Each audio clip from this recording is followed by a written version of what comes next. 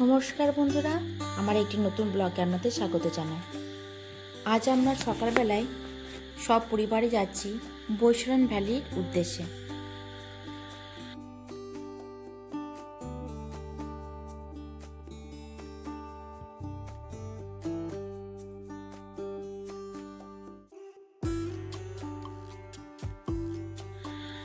জায়গাটা যেহেতু পাহাড়ি এলাকা, আমাদের সেহেতু ঘোড়া নিতে হবে।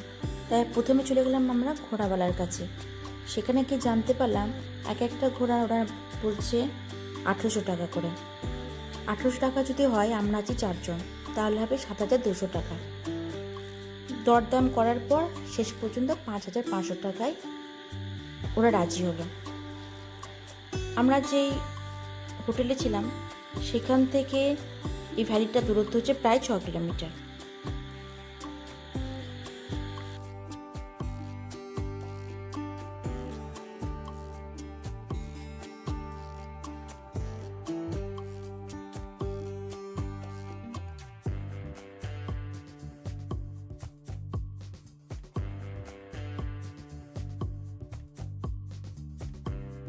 এরা বলছে এটা নাকি পেহেলগাঁও ভ্যালি।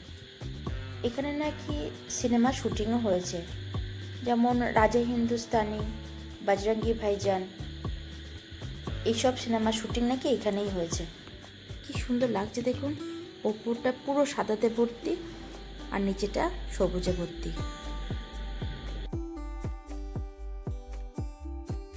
এই যে দেখছেন, এই ঘোড়াটার নাম হচ্ছে সেরা।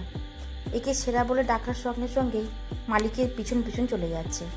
কি সুন্দর ট্রেনিং দিচ্ছে দেখুন ঘোড়াটাকে।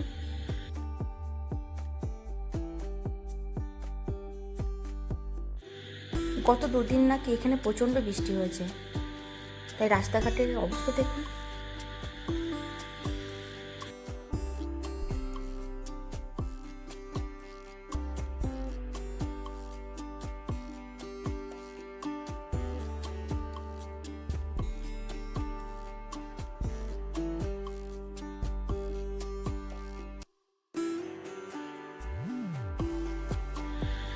একই এই বাজে রাস্তা, তার উপর ঘোড়ার পিঠে, বুকের ভেতরটা যা হচ্ছিল, যদি স্লিপ কেটে একবার পড়ি একবারে নিচে।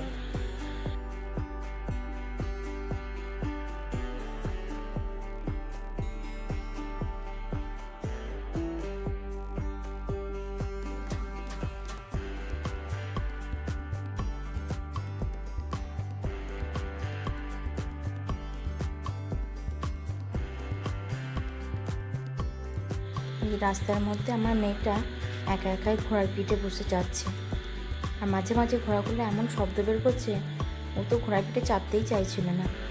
বুঝিয়ে সুঝিয়ে ওকে বসানো হয়েছে ঘোড়ার মধ্যে।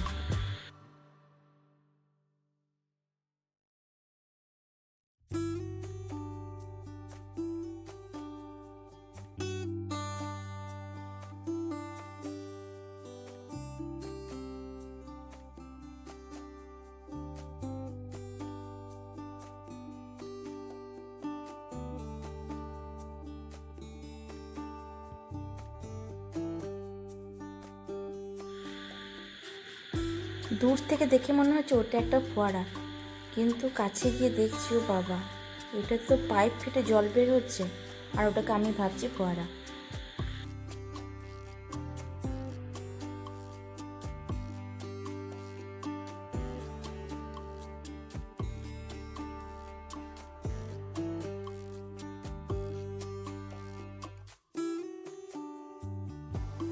ওই যে দূরে দেখছেন, একটা আমার ঘোড়া, একটা আমার মেয়ের ঘোড়া। সুন্দর লাগছে দেখুন পাহাড়টা।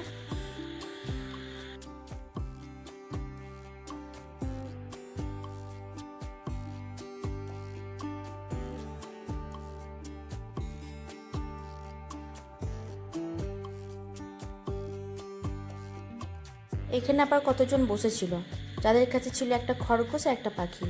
যেই রাস্তা দিয়ে যাচ্ছে তাদের হাতে একটা করে খরগোশ ধরে দিচ্ছে আর হাতের মধ্যে পাখিটাকে বসিয়ে দিচ্ছে। যারা আবার ফটো তুলতে পছন্দ করে তারা বেশ সুন্দর সুন্দর এই পাখি খরগোশগুলোকে নিয়ে সুন্দর সুন্দর ছবি তুলছিল, বেশ ভালো লাগছিল।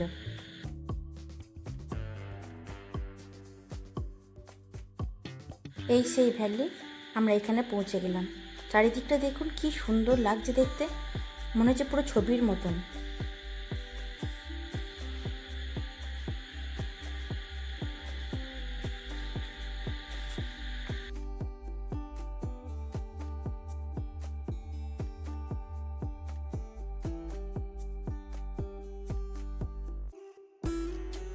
ভ্যালি থেকে আমরা চলে এসে শ্রীনগরের দিকে আমরা রওনা দিলাম।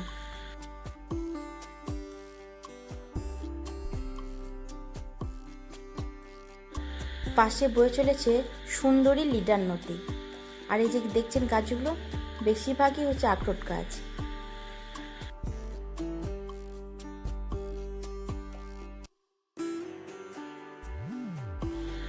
এই গাছটাতে একটা ছোট ছোট পাতা ধরেছে, কিছুদিন পরে গাছটা পুরো ফুলে ভর্তি হয়ে যাবে। তারপরে সেপ্টেম্বর মাস করে পুরো আখরোট রেডি। আমাদের ওইদিকে যেমন বাড়িতে বেশিরভাগ বাড়িতেই আম গাছ, পেয়ারা গাছ দেখতে পাওয়া যায়, এখানে বেশিরভাগ বাড়িতেই দেখছি আখরোট গাছ আর আপেল গাছ দেখা যাচ্ছে। এখন আমরা এসেছি ভূতপুরা আপেল বাগানে। এখানে চারিদিকে শুধু আপেলই চাষ করা হয়।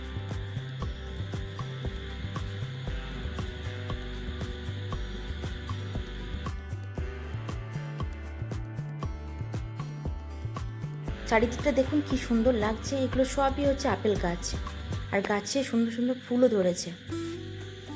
আপেল দেখেছি কিন্তু আপেলের গাছ তো দেখিনি, এই গাছগুলো দেখে ভীষণ ভালো লাগছে।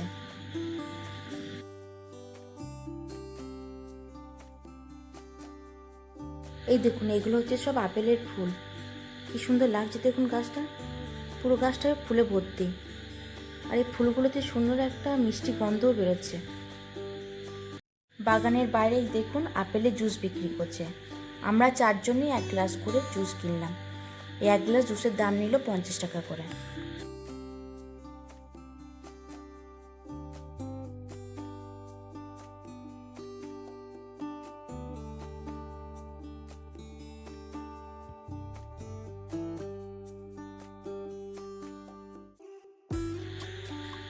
এখানে এত আপেল বাগান, এত আপেল পাওয়া যায়, কিন্তু দাম তো কই কম বুঝলাম না।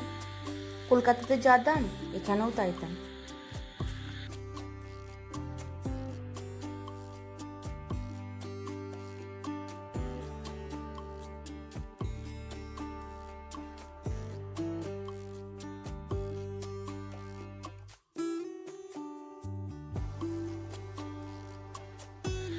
আপেলের জুস খেয়ে আমরা রওনা দিলাম শ্রীনগরের দিকে।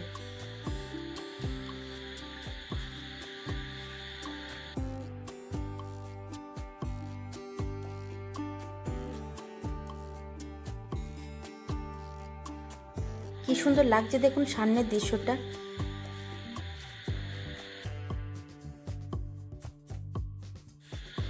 এই যে দেখছি জায়গাটা, এই পুরো জায়গাটাতে কেশর চাষ করা হয়। এখন ছোট ছোট গাছ হয়তো বুঝতে পারবেন না, কিন্তু এই পুরো মাঠটাই ভর্তি হয়ে যায় কেশরে। এই দেখুন এই যে সবুজ সবুজ গাছগুলো দেখছেন, এইগুলি হচ্ছে কেশর গাছ। পুরোটাতে কেশর চাষ হয়।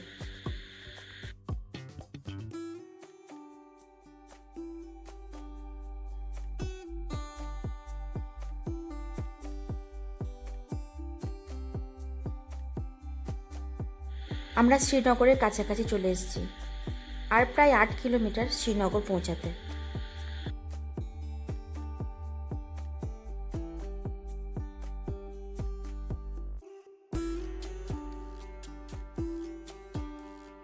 আমরা ঝিলান নদীর ধার ধরে এগিয়ে চললাম শ্রীনগরের দিকে।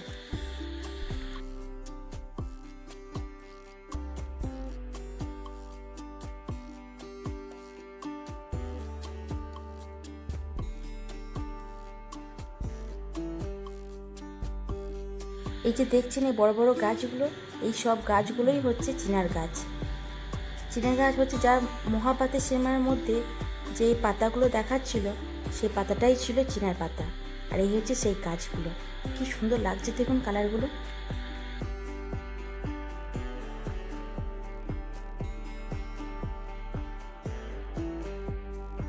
এবার আমরা শ্রীনগরে পৌঁছে গেলাম, এবার আমরা হোটেলে পৌঁছাবো।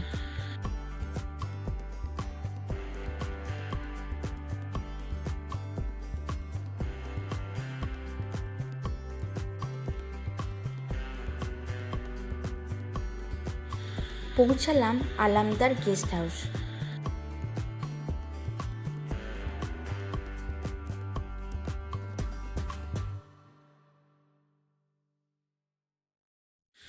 গেস্ট হাউসটা ছিল বেশ সুন্দর, একদম ঘরোয়া পরিবেশ।